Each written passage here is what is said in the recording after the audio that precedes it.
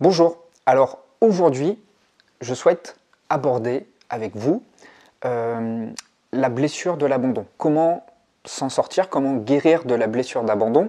Pourquoi je vous partage ce sujet-là? Parce que je suis en train de le traverser actuellement et sur cette chaîne je ne fais rien d'autre que partager ma propre expérience. De fait, puisque je vis ça, il me semble opportun de partager ce qui se passe chez moi et peut-être que ça va vous aider, peut-être pas.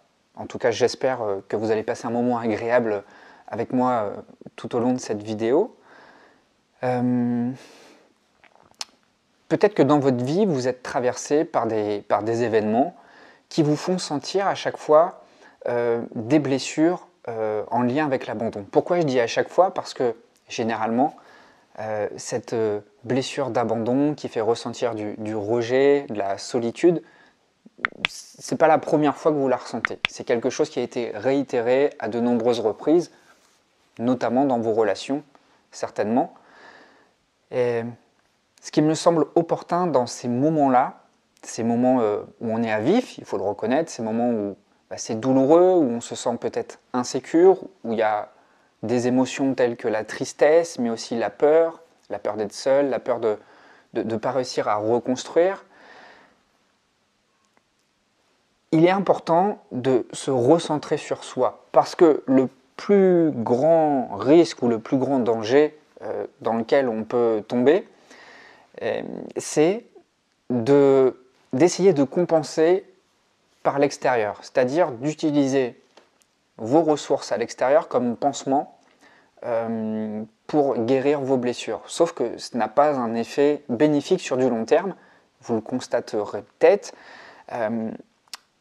Tant que vous n'avez pas guéri profondément et entièrement cette blessure, elle finira toujours par se manifester d'une manière ou d'une autre dans votre vie. Vous pouvez le vérifier entre votre vie passée et votre vie actuelle, tant que vous ne vous êtes pas libéré de ce passé en pensant vos blessures, eh bien, vous aurez de la difficulté à retrouver un équilibre émotionnel et à reconstruire quelque chose de stable. Ces blessures-là arrivent à n'importe qui, même aux personnes qui s'évertuent à se développer. Je crois que c'est le jeu de la vie, c'est le but même de la vie, de se découvrir à travers des événements tantôt heureux, des événements tantôt malheureux. C'est le mouvement de la vie et c'est comme ça. Ce qui nous permet de tenir le cap, en tout cas de garder la tête hors de l'eau, c'est d'être dans l'accueil. Quand je dis garder la tête hors de l'eau, c'est pas être dans la résistance, c'est justement lâcher prise, être dans l'accueil, accepter de se laisser traverser. Ça fait partie de l'étape du deuil. D'abord, on est dans le déni, on ne réalise pas trop ce qui nous arrive, on ne veut pas, parce que c'est trop douloureux. Et puis ensuite, quand vient l'étape de l'accueil, eh bien, il y a de la tristesse, il y a même de la colère qui arrive, parce que c'est douloureux. Il peut même s'en suivre une phase de résignation, parce qu'on se sent complètement démuni. On sent qu'on n'a plus les outils, et dites-vous simplement que c'est une phase saine, c'est une phase qu'il faut vivre. Et le problème, je le constate chez moi, parce que je ne suis pas infaillible, c'est que je suis une personne qui essaie d'aller de l'avant, qui fait de son mieux pour aller de l'avant, pour reconstruire au plus vite, mais le danger, c'est de ne pas vouloir passer par l'étape douloureuse, parce que je me dis que je suis assez fort pour reconstruire et ne pas me laisser happer et me laisser tomber au fond du trou. Je ne dis pas que rester au fond du trou est une stratégie saine, je dis simplement que se laisser traverser par des émotions qui sont certes désagréables sont essentielles à l'étape du deuil et qu'il ne faut pas griller cette étape du deuil, d'accord ? La blessure d'abandon nous amène à vivre beaucoup de solitude, beaucoup de tristesse, de la colère aussi, de l'incompréhension, voire de l'indignation. Ce qui peut nous amener à avoir des comportements qui vont nous amener à vouloir compenser, à ankyloser, à rendre moins douloureux cette douleur.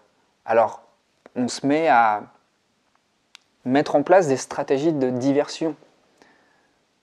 ça peut se traduire par s'activer tout de suite pour éviter de penser, pour éviter d'être trop connecté à sa douleur. Donc on s'occupe, on est dans la fuite, on met en place plein de choses, on crée des projets.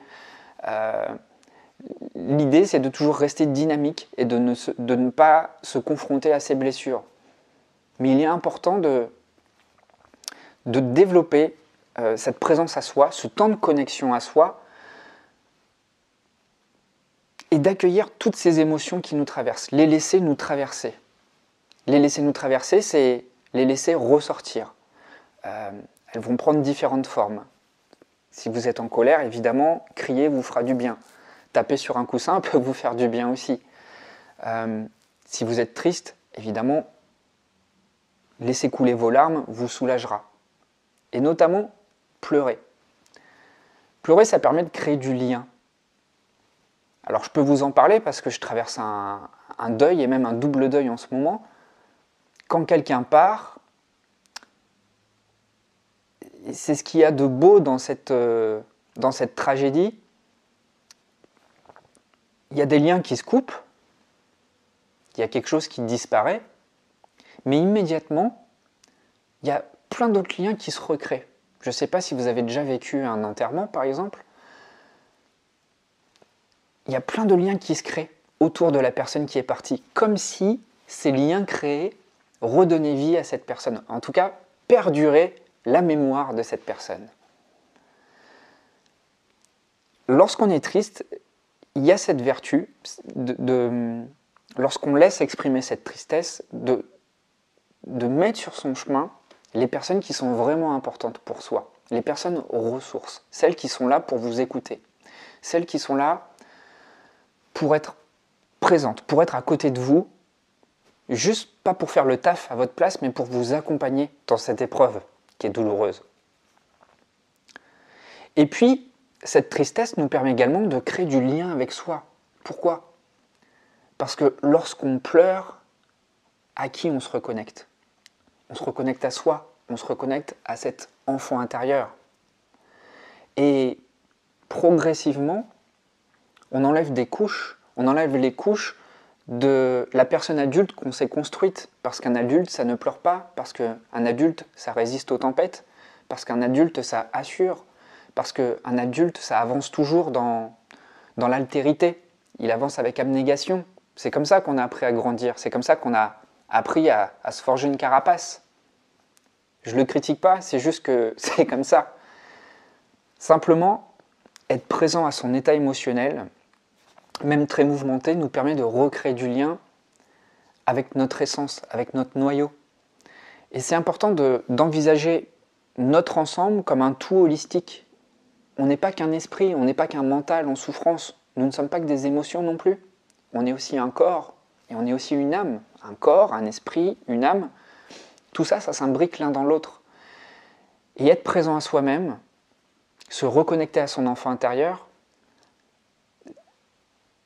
c'est redonner forme au tout. C'est redonner une forme cohérente au tout. C'est se reconnecter à tout ce qui nous compose. Il faut se représenter soi-même peut-être comme un oignon où on enlève les couches progressivement au fur et à mesure qu'on pleure. Et d'ailleurs, ça tombe bien parce que l'oignon, ça fait pleurer.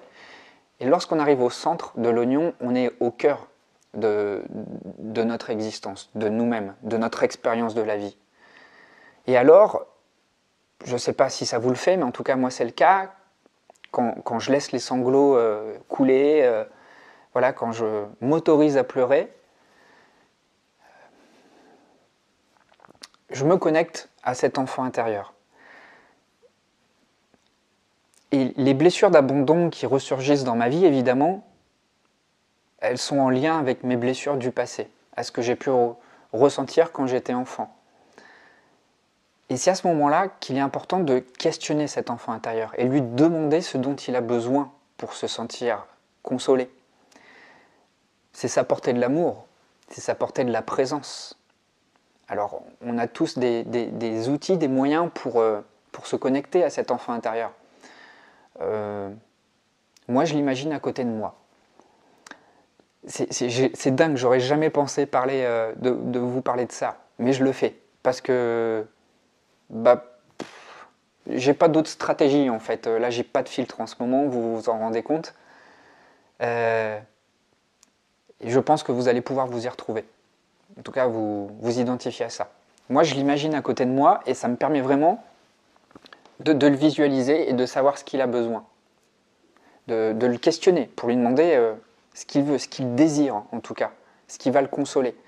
Et toujours visualiser, toujours quand c'est le moment en tout cas, visualiser cet enfant intérieur va vous permettre en tout cas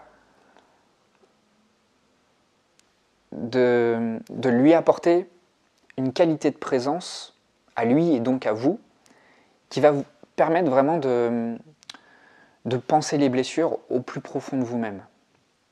Ça demande, il n'y a pas de solution miracle en fait. Le temps fait son œuvre, le temps fait les choses. Mais ce qui va rendre le temps utile, c'est de l'utiliser à votre avantage, c'est-à-dire de multiplier le plus possible les moments de pleine présence à soi. Je ne vous parle même pas de méditation, je ne vous parle même pas de cohérence à soi. Je vous parle juste de le soir, lorsque vous rentrez chez vous, de vous asseoir, de rien faire et simplement de passer du temps avec soi, de regarder par les fenêtres tout ce qui fait écho en vous, juste même pas de musique, les mains sur les jambes et d'écouter ce qui se passe en soi. Dès lors que vous avez cette attitude vis-à-vis de vous-même, vous êtes en questionnement, mais en questionnement pertinent. C'est là que vous allez pouvoir mettre en place des choses qui vont répondre directement à vos besoins. C'est en vous connectant à cet enfant intérieur que vous allez pouvoir dessiner, en tout cas mettre en place des comportements.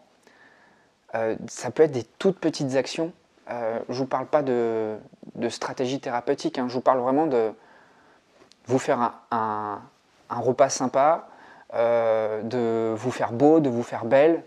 Ça peut être, je ne sais pas, de vous regarder un film sympa, de vous lire un livre sympa, d'écouter une musique sympa, de danser, de prendre un bain, je ne sais pas, en fait, des trucs à vous qui vous font du bien. Ce que je remarque, c'est qu'on passe de plus en plus de temps à être dans la diversion, à être dans le temps occupationnel. Parce qu'on a de plus en plus de mal à passer du temps avec soi, parce que ça peut être douloureux de passer du temps avec soi, et plus on se divertit, plus on occupe son esprit à faire d'autres choses, et plus le moment venu où il faut s'occuper de soi, on le redoute. On le redoute comme si on devait affronter un monstre en soi. Ce monstre qui a envie de crier, qui a envie de pleurer, qui a envie de nous faire du mal, mais juste si vous-même vous étiez votre propre auto-guérisseur. Mettez-vous vraiment dans les baskets de cet auto-guérisseur qui a tous les outils, qui a tout le savoir, toute l'attention, toute l'énergie pour venir vous faire du bien. C'est vraiment dans cette posture-là qu'il faut être, et pas dans la diversion, pas dans l'occupationnel. Alors, je ne dis pas qu'il ne faut plus rien faire, je dis simplement qu'il y a des moments à aménager dans son quotidien où il est important de passer un temps de présence, de qualité. En fait, il faut s'envisager soi-même comme son propre compagnon, son meilleur compagnon de route. Plus vous allez matérialiser ces moments de pleine présence avec vous-même, vous allez être votre plus fidèle compagnon de route, et plus vous allez vous rendre compte que vous allez réussir à vous autosuffire, que vous n'allez plus avoir besoin de l'extérieur pour compenser des manques, pour compenser du vide, et que vous-même, vous avez l'essence, vous avez les outils parfaits pour répondre à vos besoins. Et c'est pour moi le point de départ, en tout cas cette présence à soi est le point de départ pour ensuite pouvoir à nouveau rebondir, à nouveau revenir vers les autres. Parce que on n'est plus dépendant des autres. On réduit les failles dans lesquelles les autres peuvent s'engouffrer et prendre notre place à l'intérieur de nous. Et moins on passe de temps avec soi-même, à se guérir, comme tout le monde devrait le faire, et plus on laisse l'opportunité à des personnes qui ne sont pas forcément consciemment mal intentionnées, mais plus on laisse des boulevards grands ouverts pour que des personnes qui n'ont pas leur place dans notre vie puissent s'engouffrer. Là, on parle de déséquilibre. L'idée ici, c'est de retrouver soi-même avec soi un équilibre émotionnel, non pas pour s'endurcir, mais pour s'engager sur sa propre route. et être soi-même le pilote de sa propre vie. C'est vraiment ça qui est important. Et lorsque vous êtes dans le bon véhicule, sur la route qui vous mène là où vous devez aller, bien, il y a beaucoup moins d'embûches sur votre route, il y a beaucoup moins d'obstacles, et bizarrement, vous rencontrez les personnes appropriées. Et c'est ça qui est génial. Faites le test, passez tous les jours, prenez même 10 minutes, un quart d'heure, passez juste du temps avec vous-même. Vous pouvez le faire le matin avant d'aller travailler, vous pouvez le faire à la pause du midi si vous avez la possibilité, vous pouvez le faire le soir, chez vous, si vous avez des enfants après qu'ils soient couchés. Prenez vraiment un moment comme ça avec vous-même. Vous allez voir que ça va devenir une habitude. Et cette habitude, elle ne doit plus vous quitter. C'est le meilleur moyen de guérir cette blessure d'abandon. C'est vous-même vous apporter l'amour dont vous avez besoin. Alors voilà, cette vidéo a été plutôt lente, peut-être atypique pour certains. Pour moi, elle sonne différemment, en écho certainement à ce que je vis. Je ne voyais pas comment faire autrement, alors j'espère qu'elle vous aura parlé.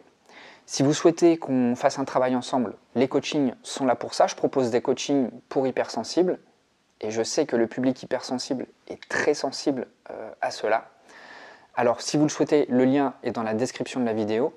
Mais dites-vous que vous n'allez jamais résoudre vos problèmes par des stratégies, par votre mental, mais réellement en étant présent à vous-même. Et ça, j'ai pas envie de dire que ça s'apprend. J'ai envie de dire que ça s'apprivoise. Ça s'apprivoise. On s'apprivoise soi-même en apprenant à passer du temps avec soi-même pour qu'il n'y ait plus rien à fuir en soi, pour que plus rien ne nous échappe. Vraiment, ne pas être dans le contrôle, mais être dans la maîtrise de soi. Voilà, c'est tout pour cette vidéo. Vos commentaires sont les bienvenus. Et moi, je vous dis à très vite, avec plein d'espoir pour la prochaine vidéo. Prenez bien soin de vous.